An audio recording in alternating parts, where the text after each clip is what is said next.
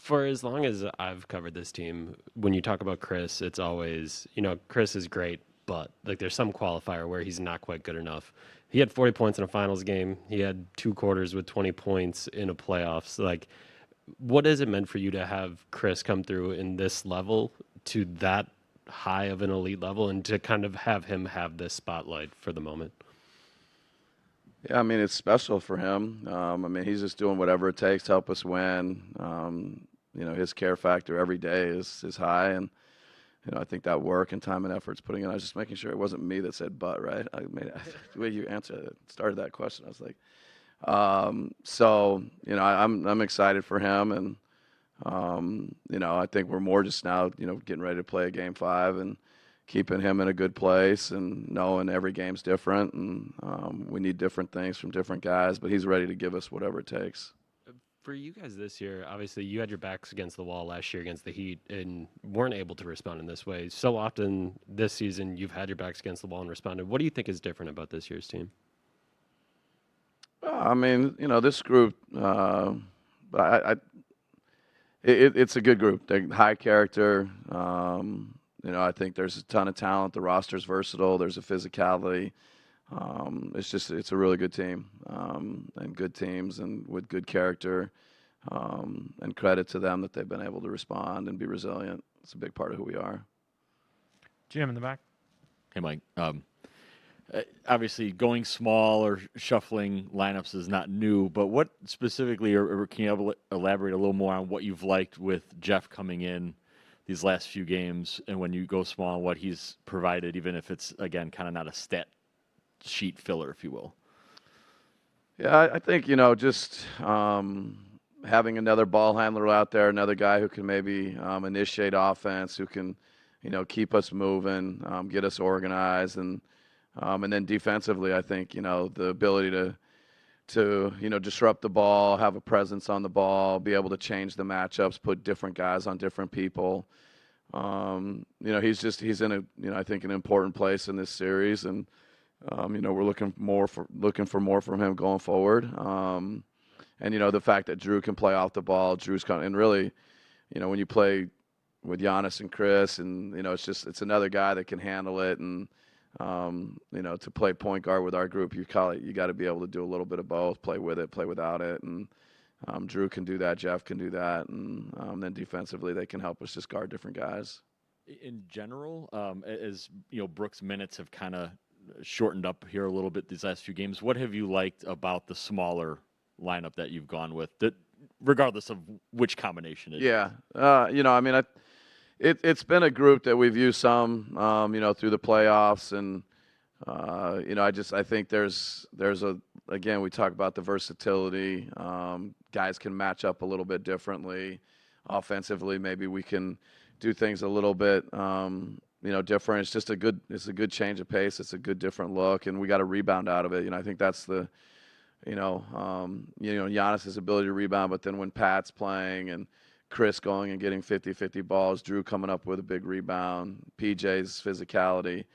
I think defensively there's just a lot of versatility with that smaller, whatever the combination is. And then offensively, similar, we can play a little bit different. And, each game's been different, though. Bobby, I thought, was good, which in our vernacular, we don't consider that small. And, I think it's been Brooke, Bobby, Giannis, PJ, Smalls, all that. Each game's been a little bit different. Jeff? Mike, two-parter. How many times have you watched maybe the final 2 minutes of Game 4, and are you able to watch it in an enjoyable way? Are you still watching it as a coach? Can you appreciate, a moment later what was happening? And maybe along those lines is you can't be into this 24/7, or maybe you are. What do you like to do? How do you get away from it to free yourself up and get your mind and away from the game for a minute?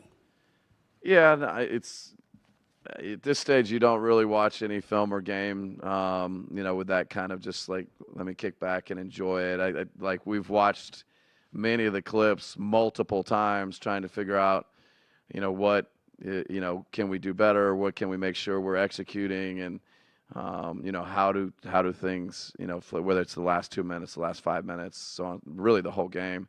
So it's just more critical, like looking at it from that, you know, critical lens, and you know, what do we need to be prepared for? What do we need to do?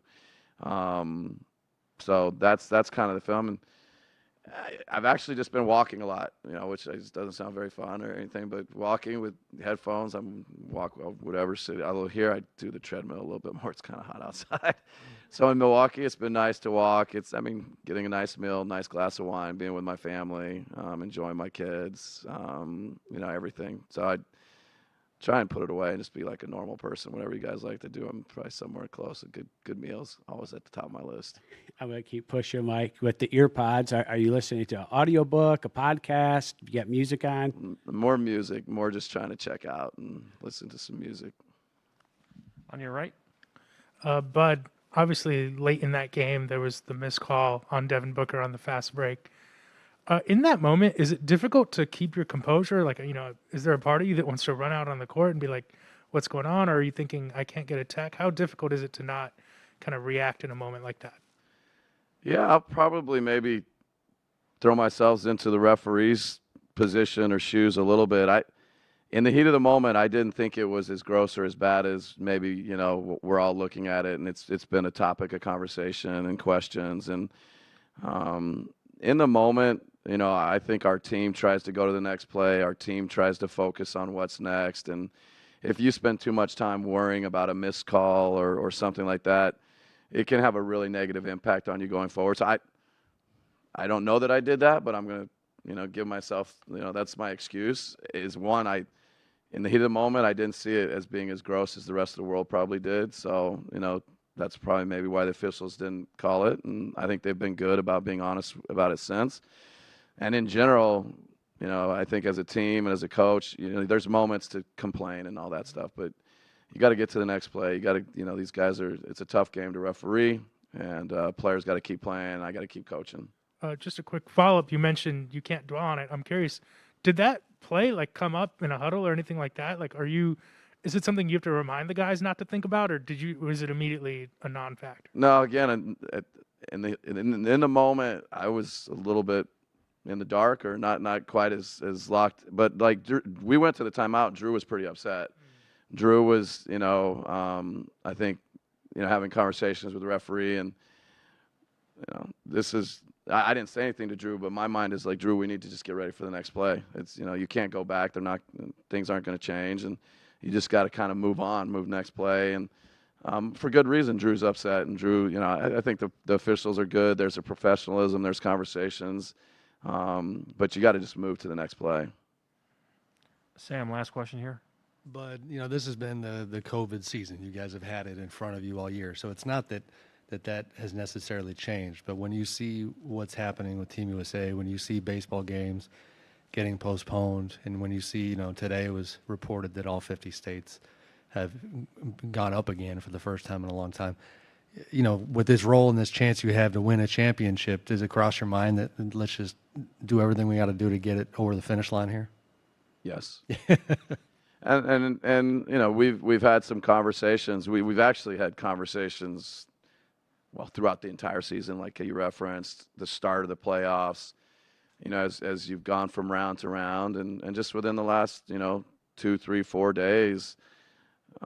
I mean, we are aware we live in this world, and whether it's, you know, all 50 states going up or things that are happening closer to us at home. And I think all the players are, you know, I think they're locked in and being safe, being healthy, hoping for the best for, you know, everybody around us in our country. And but yeah, there's a real, you know, push to stay safe, to stay healthy, to be vigilant. And you know, we're, you know, both teams, you know, we're very, very close to, you know, the finish, and we're excited about, you know, finishing this strong.